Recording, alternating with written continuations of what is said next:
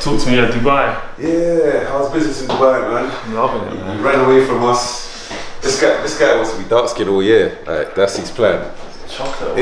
He wants to join DSS. Dubai's good life, man. It's just a different lifestyle. Yeah. It suits my lifestyle. Yeah. And it's got so many benefits. Yeah.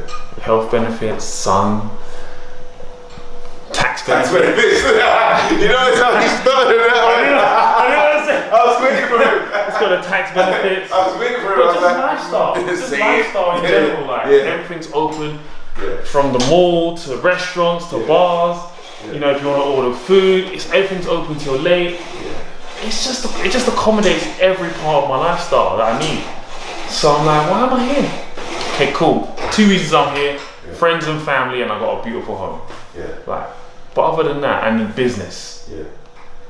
But for your business, you can work remote. So. I can work remotely, luckily. Yeah. And there's no reason why I can't do things in other territories. Yeah. We're doing a project in Dubai next May. So yeah, we're doing a conference. Yeah. How many people are you aiming for? 60. Okay. Yeah. Yeah. It's more intimate. Intimate, small conference, personal development. It's gonna be great. So tell everyone your niche and how you got into it and how you started off. I don't know if I got a niche. So my name's he's a a multiple multi-award winning entrepreneur, business consultant and mentor. I've been in business now the last 14 years, starting, growing, scaling and developing multiple businesses. I've sold many businesses also. I spend the majority of my time now mentoring, helping people do the same, start, grow, scale and develop their business. I've got 2 books. They're not here for me to show you, but I'll show you later. I got one of them. You got one, yeah? Yeah. So Self-Made, which is a business book, and also the Business Survival Kit, which is out next week Thursday. Yeah, so make sure you guys grab that. That's with Penguin. So we've got the top 2 publishers in the world publishing our books. And yeah, I've got a construction recruitment company, which I co-founded. Turns 6.2 at its peak. There's too many things for me to talk about, so it just depends on where you want to go with it. Let's start off with, what was your first business? Okay, so my first hustle, I always had a flair for entrepreneurship, right? Yeah. So when I was in school, I was buying and selling sweets. In college, it was CDs and Co. What school did you go to? Edgware School, North London. They renamed it because of an incident, let's say. Yeah, so it's now called the London Academy. So you grew up in North? Grew up in North. Yeah. I grew up in one of Europe's largest council estates. Okay. Yeah.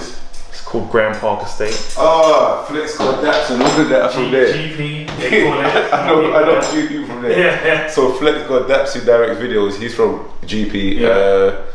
One of my naughty mates who. Everyone you know will be of that nature. Yeah, literally from GP as well. I'm just like, rah. Like, it's notorious still. Yeah, it's notorious. Yeah. So I grew up there. Yeah. Went to college in South London. So my mum moved me in the bid to get out of that environment. And I always say, we went from the frying pan to the fire. I went from Northwest to New Addington. Yeah. So I don't know if you know New Addington. Yeah, you know New Addington. Yeah. It's just like in those days it was probably racist. Yeah, you couldn't go to certain places. Yeah. Like there was a pub, you can't go in there. Yeah. You know what I mean? So it wasn't as bad, but it was still bad. Went to a local college, John Ruskin. Okay. So you may know John Ruskin. Yeah, I know John Ruskin. Then I went to Greenwich University, studied business economics. Okay. I failed my GCSEs. Right. Failed my GCSEs, but then started to understand a bit more how I learn as an individual, started to excel a little bit. I was awarded Best Learner Award, the first person to get this award. It was given to me in the House of Commons.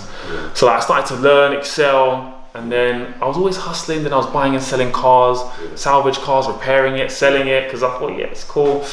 Then they started changing some laws. It was made it more difficult. And then the auction house started changing how they were operating. It was like a nightmare. Anyway, I was obsessed with property, right? As everyone kind of is, for no apparent reason, right? So Homes Under the Hammer was my show.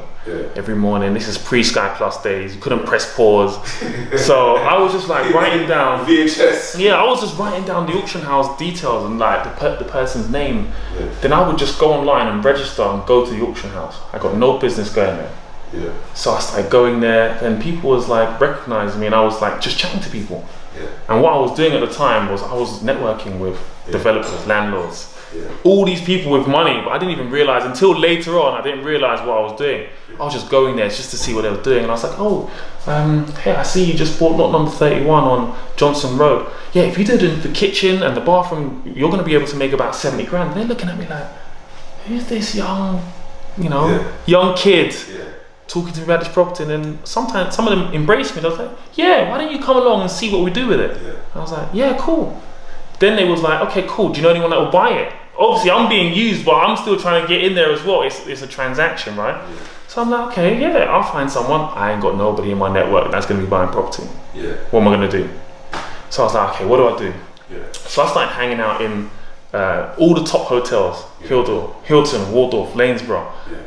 As a student, I must add, my oversized jacket, oversized suit, big chunky laptop. My mind still, even though I've got some money. You know the suits that you remember when LeBron and Carmelo and that the big ones, the oversized. Don't know about no fashion, no style. So then I would just go there, and I would just listen. I was profiling, literally profiling, and I was like, okay, this guy looks like he's got money.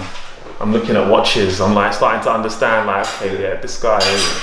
So I'll just talk to him. Oh, I hope you don't mind me interrupting. I heard you talking about this or that. Would you be interested in the property? And 9 times out of 10, they'll be like, So then I had to change my approach a little bit, because I'll be like, oh, I work with my uncle, because it's like, who's this young kid trying to sell me property? So I'll be like, look, get a 20% discount, 5% discount, whatever. So I started making money in university, making money.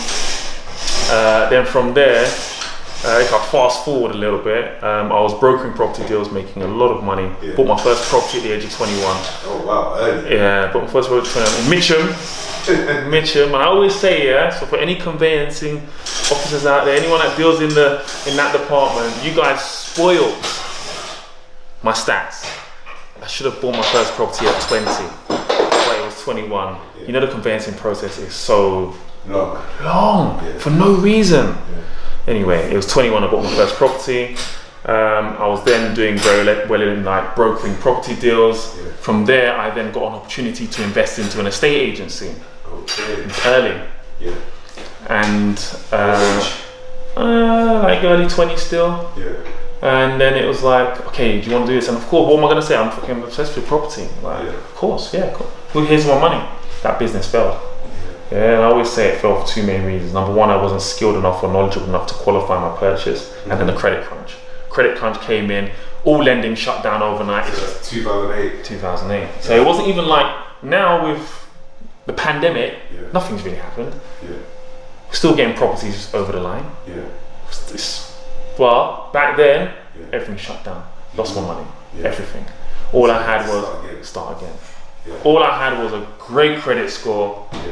And a Capital One Platinum credit card, and loads of experience knowledge, which to be honest is priceless.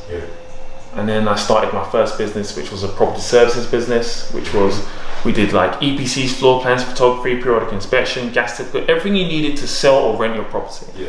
I grew that business, sold that business. I had a 2-year non-compete, wasn't allowed in the industry.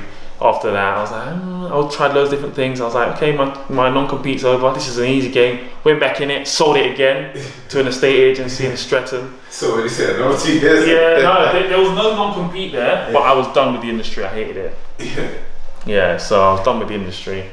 And sold that business, did loads of things in between, then founded the construction recruitment company. And then you guys see like the cars, got like the chauffeur business,